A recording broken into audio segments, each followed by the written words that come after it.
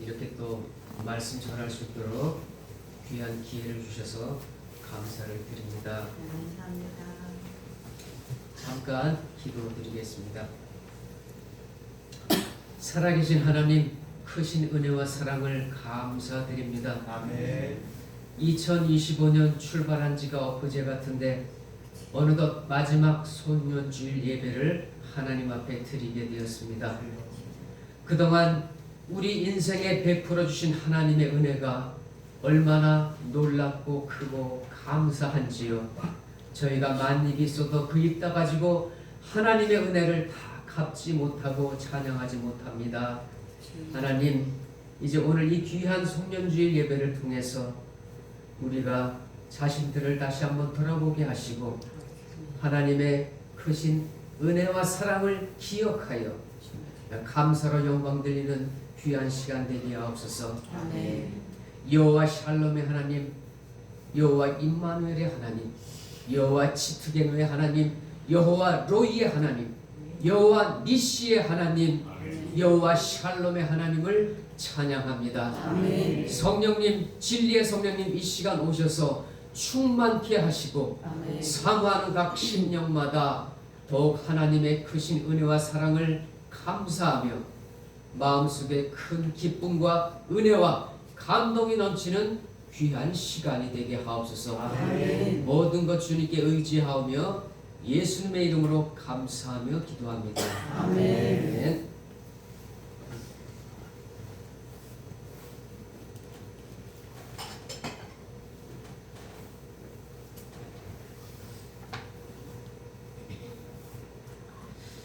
남미 아르헨티나와 칠레의 국경에 예수 그리스도의 동상이 하나 서 있습니다. 우리가 TV를 통해서 가끔 보지요. 예수님의 동상이 아주 크고 화려하게 이렇게 서 있는 거 볼 수 있습니다. 그런데 그 동상을 만든 이유는 두 나라가 서로 전쟁 없이 우호 관계를 유지하자고 서로 합의를 하고 동상을 세웠다고 합니다. 동상의 앞쪽 전면은 아르헨티나를 향해 있고 뒤쪽 후면은 칠레 쪽을 향하고 있습니다. 그런데 아이러니하게도 이 예수님 동상 때문에 두 나라 사이에 전쟁이 일어날 뻔했습니다. 그 발단은 동상이 거의 완성되어 가고 있을 때쯤이었는데 칠레 쪽에 어떤 사람이 예수님 동상이 칠레의 등을 돌리고 계신다고 지적을 한 것입니다. 그래서 이 일은 칠레 사람들의 마음을 자극시켰고 동상을 세우는 일이 칠레를 무시한 처사다라고 하면서 분노하기 시작했습니다. 급기야 칠레 사람들의 감정은 점점 걷잡을 수 없이 거칠어졌고 곧 폭발할 것만 같았습니다. 그런데 바로 이때 한 재치 있는 기자가 신문에 기고한 기사로 인해서 일촉즉발의 위기를 모면할 수 있었습니다. 그 글은 이런 내용이었습니다. 예수님의 얼굴이 아르헨티나를 향해 서 계시는 이유는 아르헨티나가 칠레보다 예수님의 감시를 더 필요로 하는 나라이기 때문이다. 이 글은 곧 칠레 사람들의 분노의 감정을 즉시 무마시켰고 그리고 무서운 마찰을 피하게 되었습니다. 여러분, 이 얼마나 멋진 해석입니까? 꿈보다 해몽이라는 그런 우리말도 있는 것처럼 무슨 일에 있어서 우리는 해석이 중요하다는 것을 알 수 있습니다. 사건을 우리가 어떤 관점에서 바라보고 그리고 어떻게 해석하느냐에 따라서 그 의미가 확연하게 달라지는 것입니다.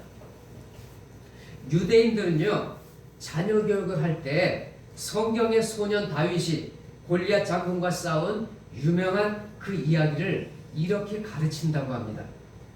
이스라엘 병사들은 골리앗은 치기에 너무 크다고 생각했지만 소년 다윗은 나의 돌팔매가 빗나가기에는 그가 너무나도 크다고 생각했다. 참 동일한 상황에서 우리가 같은 것을 바라보면서도 한쪽은 처부수기에 너무나 큰 존재라고 그렇게 두렵게 생각했고 다른 한쪽은 너무 크기 때문에 처치하기 쉬운 표적이다. 이렇게 담대하게 생각했던 것입니다. 사랑하는 여러분, 우리 앞에는 많은 어려운 환경과 조건을 우리가 그것을 어떻게 보고 해석하느냐 하는 것에 따라서 우리는 벌벌 떨던 이스라엘 백성들처럼 그렇게 살 수도 있고, 또 골리앗을 물리치고 승리의 계가를 부른 다윗처럼 그렇게 살 수도 있는 것입니다. 지금 우리는 2025년 한 해를 마감하는 시점에 서 있습니다. 다가오는 새해를 맞이하기 위해서는 우리는 또 한 번 인생의 한 매듭을 짚고 넘어가야 합니다. 어떻게 매듭을 지어야 할까요? 잘 지어야 하겠지요. 여러분은 금년 한 해를 어떻게 보고 또 어떻게 해석하고 그리고 어떻게 평가하고 싶습니까? 이제 가나안을 정탐하고 돌아온 정탐꾼들의 보고를 통해서 우리 모두 깨달음을 얻기를 바랍니다. 그리고 또 한 해를 아름답고 지혜롭게 잘 마무리하기 위해서 어떻게 해야 할지 함께 살펴보도록 하겠습니다. 첫 번째로 우리는 모든 일들을 긍정적인 관점으로 바라보아야 합니다. 어떤 관점이라고요? 네, 긍정적인 관점으로 우리는 바라보아야 합니다. 10명의 정탐꾼들은 부정적으로 평가를 했습니다. 민수기 13장 32절을 보면 이런 말씀이 있습니다. 이스라엘 자손 앞에서 그 정탐한 땅을 악평하여 이르되 우리가 두루다니며 정탐한 땅은 그 거주민을 삼키는 땅이요 라고 했습니다. 그런데 2명의 정탐꾼들은 다르게 평가를 합니다. 오늘 읽으신 본문 7절 말씀입니다. 이스라엘 자손의 온 회중에게 말하여 이르되 우리가 두루다니며 정탐한 땅은 심히 아름다운 땅이라 라고 했습니다. 똑같은 장소를 정탐하고 살피고 돌아왔지만 10명은 부정적으로 평가를 했습니다. 그리고 2명은 상대적으로 긍정적으로 평가를 했고요. 그런데 이 10명의 정탐꾼의 부정적인 태도는요, 사실상 대부분의 사람들이 갖고 있는 보편적인 태도입니다. 미국 뉴욕 대학의 정신과 의사인 수 바르마라는 박사님이 계십니다. 그분이 쓴 책 합리적 낙관주의자라는 책에 보면 그는 이렇게 이야기합니다. 우리 삶을 무너뜨리는 것은 단지 사건 자체가 아니다. 그 사건에 대한 해석이다. 이렇게 강조하고 있습니다. 따라서 우리 인생의 성공과 실패는 사실은 우리 인생의 태도에 달려있다는 겁니다. 마음가짐에 달려있다는 거예요. 신발을 만드는 미국의 회사에서 사업 가능성을 타진하기 위해서 직원 한 사람을 아프리카로 보냈습니다. 그런데 얼마 안 돼요. 그에게서 연락이 왔습니다. 저 좀 빨리 미국으로 돌아가게 해주십시오. 여기서는 도저히 우리 신발을 팔 수 없습니다. 이곳 사람들은 모두 신발을 안 신고 다니기 때문입니다. 회사에서는요, 그 직원 대신 또 다른 직원을 다시 아프리카로 파견했습니다. 그러자 새로 간 직원에게서 다음과 같은 연락이 왔습니다. 신발을 빨리 보내주십시오. 여기 있는 사람들은 신발을 신지 않고 살기 때문에 너나 할 것 없이 모두 신발이 필요한 사람들입니다. 똑같은 환경과 조건 속에서도 부정적인 사람은 불만과 의심, 두려움을 달고 삽니다. 하지만 긍정적인 사람은 불가능 속에서도 가능성을 보고 그리고 위기를 기회로 삼습니다. 또한 용기와 신념으로 똘똘 뭉쳐서 살아갑니다. 여러분, 어떤 태도가 바람직한 태도일까요? 그렇습니다. 우리는 모두 긍정적인 태도를 갖고 살아가야 합니다. 고구려 시대로 한번 거슬러 올라가 보겠습니다. 모두가 온달을 바보라고 생각하죠. 손가락질하고 어린아이들까지 놀렸습니다. 그러나 평강공주는 이 온달을 다른 관점에서 봤습니다. 적극적이고 긍정적인 시각에서 온달을 바라보았던 것입니다. 그래서 평강공주는 온달에게 이렇게 말합니다. 온달님은 결코 바보가 아니에요. 온달님은 자신을 갈고 닦지 않았기 때문입니다. 열심히 연마하면 훌륭한 장군이, 멋진 장군이 될 수 있습니다. 평강공주는요, 낙심해 있고 어린애들까지 노래를 만들어서 바보 온달 이러는 그런 것 때문에 엄청 열등감에 시달렸습니다. 그런데 평강공주는 온달에게 계속 긍정의 말, 긍정의 씨앗을 뿌린 것입니다. 그래서 온달은 평강공주의 긍정의 조언을 의심 없이 그대로 스펀지처럼 받아들이고 그리고 그것을 실천하기 시작했습니다. 낮에는 말타기, 활쏘기, 그리고 칼 쓰는 법을 배웠고요. 밤에는 글 읽는 것을 게을리하지 않았습니다. 이렇게 해서 온달은 결국 유명한 장수로 탈바꿈하게 된 것입니다.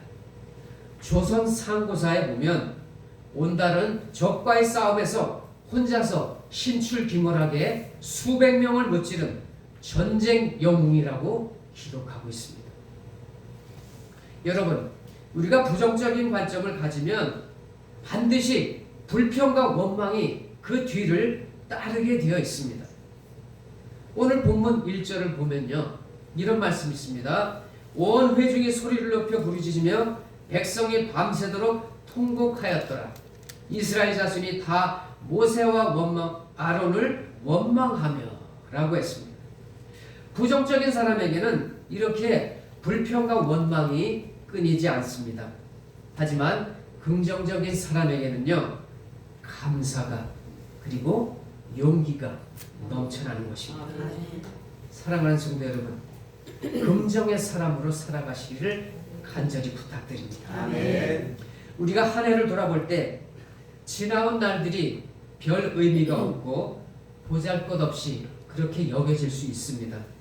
그러나 우리가 긍정적인 관점에서 바라본다면 그 속에서도 우리는 의미를 찾을 수 있고 그리고 감사할 수 있는 이유를 발견할 수 있는 것입니다. 우리 인생에는 저나 여러분 너나 할 것 없이 모두 명암이 있습니다. 어두운 면만 보면 온통 우리는 실망과 좌절 그리고 절망적으로 느껴질 겁니다. 하지만 우리 하나님은 모든 것을 합력하여 선을 이루시는 좋으신 분이십니다.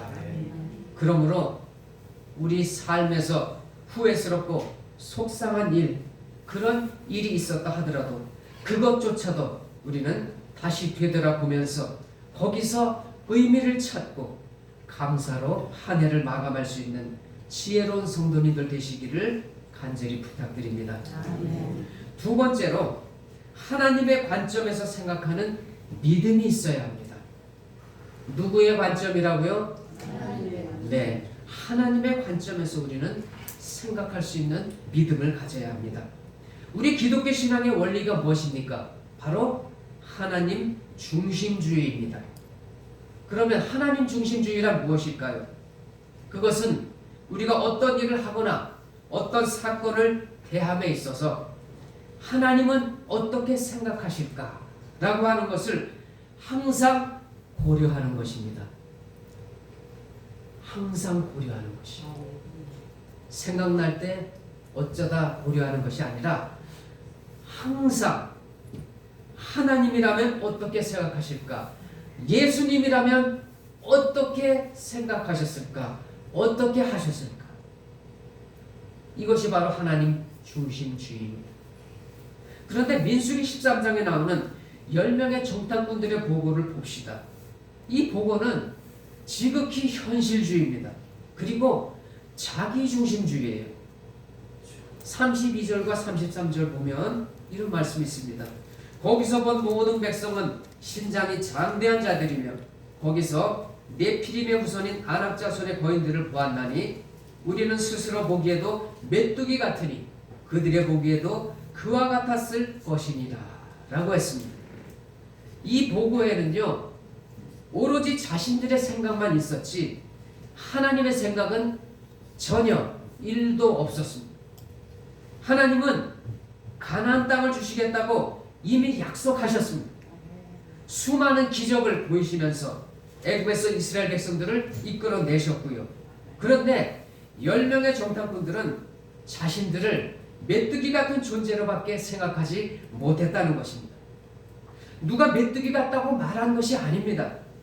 스스로 자신들이 보기에 메뚜기 같다고 한 것입니다. 이 메뚜기 같다는 말은 바로 열등감의 표현입니다. 이 메뚜기 자화상은 어디서 생겨난 것일까요? 바로 이스라엘 백성들이 애굽에서 노예, 종살이를 하면서 생겨난 것입니다. 이스라엘 백성들은 선하신 하나님의 인도를 받으면서도 하나님의 백성이라는 자부심과 긍지를 갖고 살지 못했습니다. 그러나 2명의 정탐꾼은 하나님의 관점에서 보고를 했습니다. 즉 믿음의 보고를 한 것입니다. 8절 말씀을 보겠습니다. 여호와께서 우리를 기뻐하시면 우리를 그 땅으로 인도하여 들이시고 그 땅을 우리에게 주시리라. 이는 과연 젖과 꿀이 흐르는 땅이니라 라고 했습니다. 자, 그러면 여기서 하나님의 관점은 무엇일까요?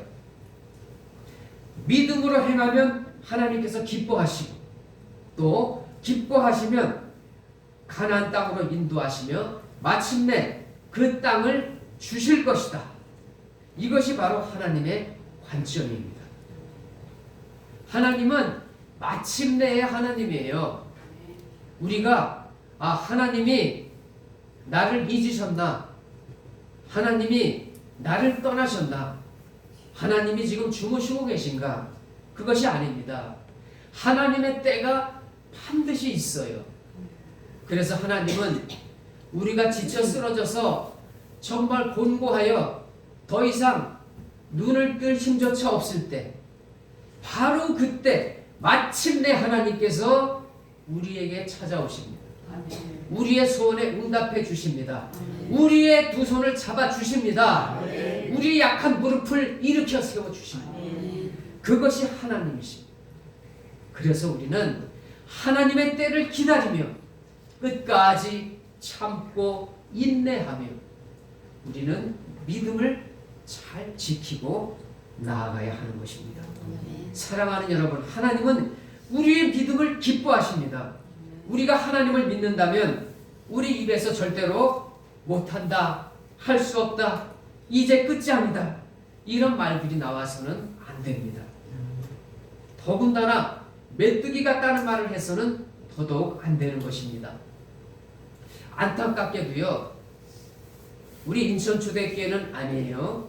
다른 교회 보면 성도라고 하면서도 하나님의 자녀라는 그런 자화상보다는 이 메뚜기 자화상을 가진 사람들이 의외로 많다는 것입니다.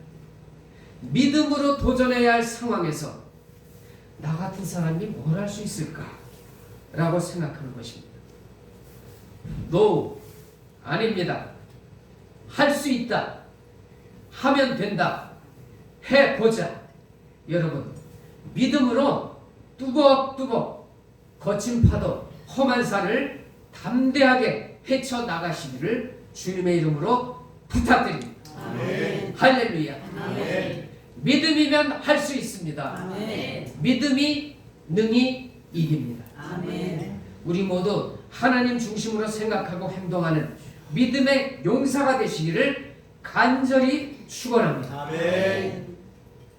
미국의 성형외과 의사인 맥스웰 몰츠라는 사람이 있습니다. 이분이 성공의 법칙이라는 책을 쓰셨는데 그분은 이 책에서 인생을 긍정적으로 변화시키려는 사람들에게 필요한 것이 있는데 그것은 외모를 뜯어고치는 외과적 수술 따위가 아니고 정신적인 성형수술이라고 강조했습니다. 특히 오늘을 사는 현대인들 중에서 여러분 놀라지 마십시오. 95%가 열등감에 시달린다고 합니다. 놀랍지 않습니까? 5%도 아니고 95%가 사실상 열등감을 갖고 산다는 것입니다. 그런데 이 열등감은 도대체 어디서부터 오는 것일까요? 이 열등감은 다른 게 아닙니다. 바로 타인과의 비교에서 온다고 합니다. 다른 사람과 나의 용모를 비교하고요. 학벌을 비교하고 그리고 재능을 비교하고 또 가정 환경을 비교하면서 많은 사람들이 불필요한 고통을 끌어안고 살아가고 있다는 것입니다. 사랑하는 성도 여러분, 우리는 하나님이 만드신 걸작품인 거 다 아시지요? 네. 우리는 각기 다른 모습으로 지어졌습니다. 하나님께서는 우리들을 다 각각 다른 외모와 성격 그리고 탤런트, 재능으로 우리를 그렇게 아름답고 존귀하게 만드셨습니다.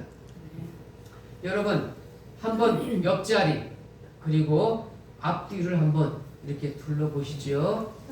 예, 한번 둘러보세요. 옆에 분도 둘러보시고 앞뒤 분도 한번 둘러보세요. 네, 이제 됐습니다. 여러분 어떻습니까? 나와 똑같은 사람이 있어요?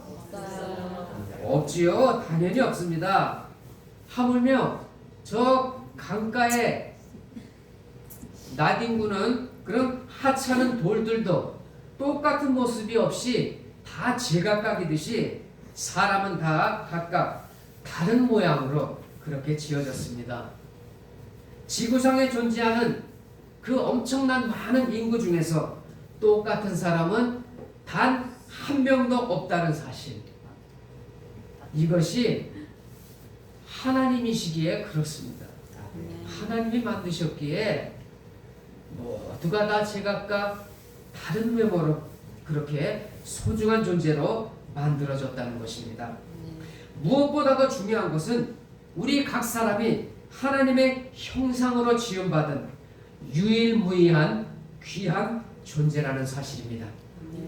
그래서 여러분, 내가 아무리 부족해도 나는 하나님을 닮은 사람이요 하나님의 작품입니다.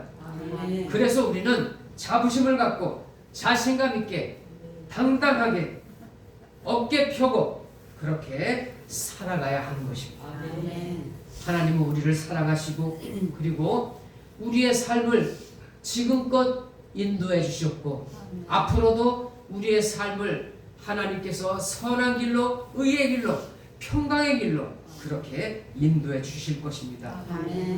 이 사실을 우리가 믿는다면 우리는 금년 한 해 동안 하나님께서 우리를 어떻게 인도해 주셨는지 그리고 우리에게 어떤 놀라운 은혜를 베풀어 주셨는지 그리고 나를 향한 하나님의 계획은 무엇이었는지 하나님의 관점에서 돌아볼 필요가 있다는 것입니다. 저는 예술을 좋아해서 예술 활동도 잠깐 해봤지만 또 예술 관람자의 입장에 서는 것을 굉장히 좋아합니다. 그래서 미술관에도 가끔 가고 또 음악회는 빠지지 않고 잘 가고 있습니다. 우리가 미술 작품을 감상할 때 추상화나 유화는 가까이에서 보면 그림이 제대로 잘 보이지 않습니다.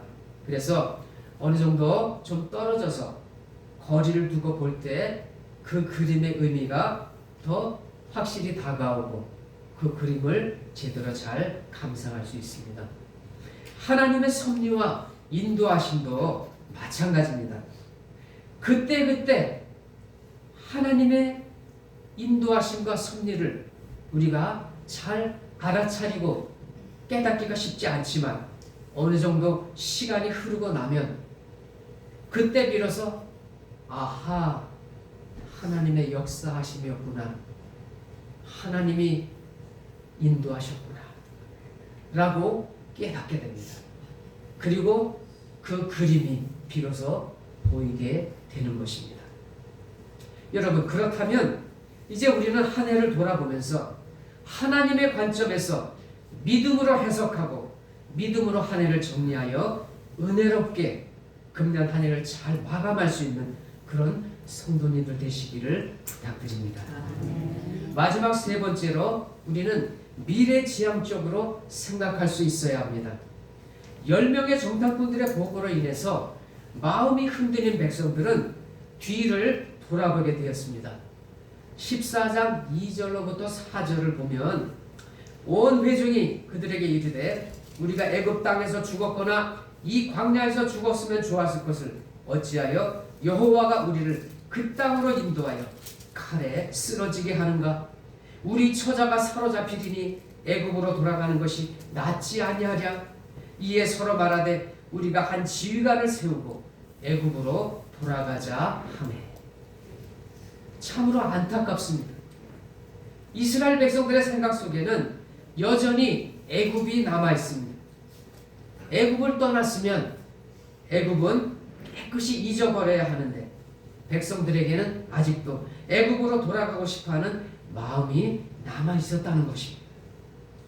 이것은요, 신앙생활을 하다가 조금만 힘이 들면 세상으로 되돌아가고 싶어하는 육적으로 미약한 그런 성도들의 모습을 보여주는 것입니다. 앞으로 살아가야 할 미래에 대한 기대가 없으면 반드시 옛날을 그리워하고 과거의 사람으로 살아가게 됩니다. 그 사람에게는 새해가 다가와도 결코 반갑지 않습니다. 오히려 새해, 새날이 오는 것이 그에게는 두려움으로 다가올 수밖에 없다는 것입니다. 여러분, 하나님은요, 우리가 과거에 연연해하는 것을 기뻐하시지 않습니다. 그리고 뒤돌아서는 것을 기뻐하시지 않습니다. 사도 바울도 빌립보서 3장 13절에 이렇게 우리에게 증언하고 있습니다. 뒤에 있는 것을 잊어버리고 앞에 있는 것을 잡으려고 표대를 향하여 그리스도 예수 안에서 하나님이 위에서 부르신 부름의 상을 위하여 달려가노라 라고 그렇게 바울은 고백하고 있는 것입니다. 여러분, 우리도 뒤에 있는 것을 잊어버리고 표대를 향해 앞만 보고 달려가야 합니다. 오늘 특별히 선교부 헌신 예배로 예배를 드리는 그런 의미 있는 시간입니다. 여러분, 우리 그리스도인의 사명이 무엇이겠습니까? 하나님 사랑과 이웃 사랑, 그리고 땅 끝까지 이르러 주님의 증인이 되는 삶을 사는 것 아니겠습니까? 디모데전서 2장 4절에 보면 이런 귀한 말씀이 있습니다. 하나님은 모든 사람이 구원을 받으며 진리를 아는 데 이르기를 원하시느니라. 금년에도 우리가 전도와 선교 사역에 최선을 다하여 그렇게 수고하고 헌신하신 것을 제가 잘 알고 있습니다. 여러분, 내년에는 더 큰 비전을 품고 하나님의 선하신 역사를 풍성히 이루어가는 우리 선교부 그리고 모든 성도님 되시기를 간절히 부탁드리고 또 주님의 이름으로 축복합니다. 아멘. 축복합니다. 아멘. 자, 그러면 우리는 왜 미래지향적이 되어야 할까요? 인간이란 어떤 면에서 보면 마치 움직이는 굴러가는 자전거와도 같습니다. 자전거를 타보셔서 잘 아시겠지만 자전거는 오로지 앞을 향해 전진하고 있을 때만 평형과 균형을 잘 유지할 수 있습니다. 그래서 우리 인간도 어찌 보면 목표를 추구하며 사는 존재입니다. 이건요, 바로 우리 인간의 타고난 운명과도 같은 것입니다. 우리에게 주어진 각자의 환경을 극복하고 그리고 어려운 과제를 하나하나 풀어가면서 목표를 향해서 열심히 달려가는 그것이 바로 우리 인간이 만들어진 목적이고 또 존재의 의미인 것입니다. 표범과 생김새가 비슷한 치타라는 짐승이 있습니다. 그런데 이 치타는 동물 중에서 가장 빠른 것 아시지요? 무려 시속 110km 이상을 달릴 수 있다고 합니다. 그런데 이 치타가 좀 특이한 게 있습니다. 자기 사냥 목표를 정할 때 짐승이 수십 마리가 있어도 그 중에 딱 한 마리만 정한다고 합니다. 치타는 그 딱 한 마리 자기 처음 목표물을 따라서 뛰던 중에 도중에 쉽게 잡을 수 있는 다른 짐승이 근처에 나타난다고 해도 그것에 한눈 팔지 않고 오직 처음에 목표로 정한 딱 한 마리 그 짐승만 끝까지 따라가서 결국 잡는다는 것입니다. 여러분, 이 치타처럼 우리도 한 가지 목표를 끝까지 추구해야 합니다. 우리가 오로지 바라보아야 할 분은 누구일까요? 네, 그렇습니다. 당연히 주님이십니다. 우리가 오로지 바라보아야 할 곳은 그러면 어디일까요? 영적 가나안, 바로 영원한 하늘나라입니다. 세상 등지고 십자가 보내, 세상 등지고 십자가 보내, 세상 등지고 십자가 보내, 뒤돌아서지 않겠네. 여러분, 세상을 바라보면 우리에게는 불평과 원망, 한숨과 눈물뿐입니다. 그리고 우리는 한눈을 팔거나 뒤돌아서면 안 되는 것입니다. 본문 9절을 한번 보겠습니다. 다만 여호와를 거역하지는 말라. 또 그 땅 백성을 두려워하지 말라. 그들은 우리의 먹이라. 그들의 보호자는 그들에게서 떠났고 여호와는 우리와 함께 하시느니라. 그들을 두려워하지 말라 하나. 여호와는 우리와 함께 하시느니라. 임마누엘 하시는 하나님이 지금 이 자리에, 또 지금 여러분의 삶 가운데 함께 하신다는 사실을 반드시 기억하고 믿으시기 바랍니다. 여러분, 뒤돌아서는 것은 하나님을 거역하는 것입니다. 열 정탐꾼들과 함께 뒤돌아섰던 이스라엘 백성들, 그들이 어떻게 됐는지 결과를 아십니까? 잘 아시는 것처럼 그들은 약속의 땅 가나안 땅에 들어가지 못하고 40년 동안 광야에서 힘들게 헤매다가 결국 모두 죽고 말았습니다. 그러나 두 정탐꾼 갈렙과 여호수아는 그들의 믿음대로 약속의 땅 가나안에 들어갈 수 있었습니다. 여호수아와 갈렙의 고백은 바로 우리에게 미래 지향적이 될 수 있는 근거를 제시해 주고 있습니다. 그것은 바로 여호와 하나님께서 함께 하신다는 신앙입니다. 하나님이 함께 하시면 우리는 두려워할 이유가 없습니다. 믿습니까? 여호수아와 갈렙은 하나님이 함께 하신다는 그 믿음을 갖고 있었기 때문에 그들은 우리의 먹이라 라고 담대히 말했던 것입니다. 여호수아 본받아 앞으로 가세. 우리 거할 처소는 주님 품일세. 아멘. 오직 나와 내 집은 여호와를 섬기겠노라. 아멘. 우리가 산다는 것은요, 경쟁하는 것이고 싸우는 것입니다. 여러분, 내가 믿음이 있다고 해서 그저 가만히 있으면 안 됩니다. 우리는 사실 눈에 보이지 않아서 그렇지 그리스도인들은 지금 이 시간도 악한 영과의 싸움이에요. 영적 싸움을 우리는 순간순간 치르고 있는 것입니다. 그런데 우리는 육을 가진 연약한 존재이기 때문에 악한 사단과의 싸움에서 늘 이기기 힘들어요. 그래서 우리는 늘 성령님을 의지하고 성령님이 우리와 함께 해주실 때 우리는 악한 사단과 영적 싸움에서 늘 승리의 결과를 부를 수 있는 것입니다. 그래서 우리가 산다는 것은 무엇이라고요? 싸움이다.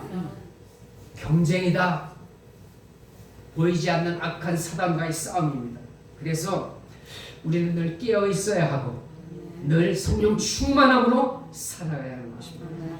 요즘 같은 글로벌 무한 경쟁 시대에서는 그 싸움이 더 치열할 수밖에 없습니다. 경쟁이 두렵고 싸움이 무섭다고 그렇게 벌벌 떨고 주저앉고 숨어있기만 하는 사람은 바로 10명의 정탐꾼처럼 그렇게 패배자가 되고 말 것입니다. 사랑하는 여러분, 우리는 두 정탐꾼처럼 담대히 말할 수 있어야 합니다. 그들은 우리의 먹이라. 하나님이 나와 함께 하시느니라. 다가올 새해를 여러분 결코 두려워하지 마십시오. 하나님이 우리와 함께 하실 것입니다. 하나님이 함께 하시면 어떤 어려움이 내 앞에 온다 할지라도 우리는 능히 극복하고 나갈 수 있습니다. 행여 그 어려운 고난과 어려움이 해결되지 않는다고 할지라도 그러나 하나님이 나와 함께 하시고 나를 도우시면 그것을 쉽게 헤쳐나갈 수 있습니다. 극복할 수 있습니다. 여러분, 여호와 하나님을 믿는 긍정의 신앙으로 한 해를 지혜롭게 잘 마감하시기를 부탁드립니다. 이제 말씀을 정리하겠습니다. 2025년 을사년 한 해를 돌아보면 개인을 비롯해서 가정과 사회 그리고 국가적으로도 얼마나 많은 일들이 있었습니까? 다사다남이라는 말이 아주 적합한 말일 것 같습니다. 한 해를 정리함에 있어서 관점이 중요하고 해석이 중요합니다. 여러분, 거듭 강조하지만 하나님은 참 좋으신 분이십니다. 어떤 분이시라고요? 참 좋으신 분이십니다. 모든 일의 배후에 좋으신 하나님이 계십니다. 그러므로 우리는 모든 일을 긍정적인 관점으로 바라볼 수 있어야 하는 것입니다. 그리고 하나님은 우리를 지금도 인도하고 계십니다. 그러하기에 모든 일을 하나님의 관점에서 생각할 수 있어야 하는 것입니다. 그리고 하나님이 우리와 함께 하십니다. 따라서 내일을 두려워할 이유가 없습니다. 하나님이 함께하는 사람은 내일을 기대하기 때문에 미래지향적인 사고를 갖고 살아가는 것입니다. 사랑하는 성도 여러분, 2025년 한 해를 아름답게 정리하고 그리고 다가오는 2026년 새해를 희망과 기대 속에 맞이할 수 있는 성도님들 되시기를 주님의 이름으로 간절히 축원합니다.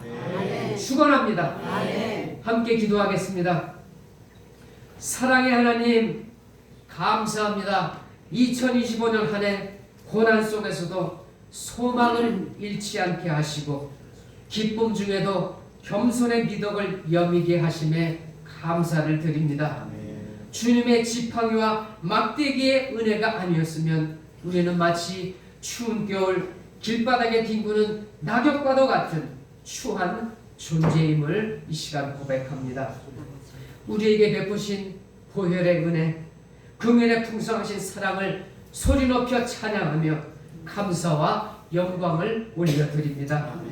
이제 간구하고 있기는 우리 모두가 여호수아와 갈렙처럼 긍정의 사람이 되게 해 주시옵소서.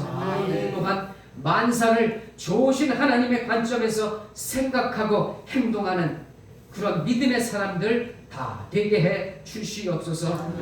또한 하나님의 선하신 인도하심을 기대하면서 표대를 향해 달려가는 미래지향적인 그리스도인들이 다 되게 해 주시옵소서. 이제 2025년 저물어가고 있습니다. 남은 시간들을 우리가 지혜롭게 잘 마무리하게 하시고 기대와 소망 중에 새해를 맞이하는 우리 모든 인천 초대교회 성도들 다 되게 해 주시옵소서. 존귀하신 예수님의 이름으로 감사하며 기도하옵나이다. 아멘.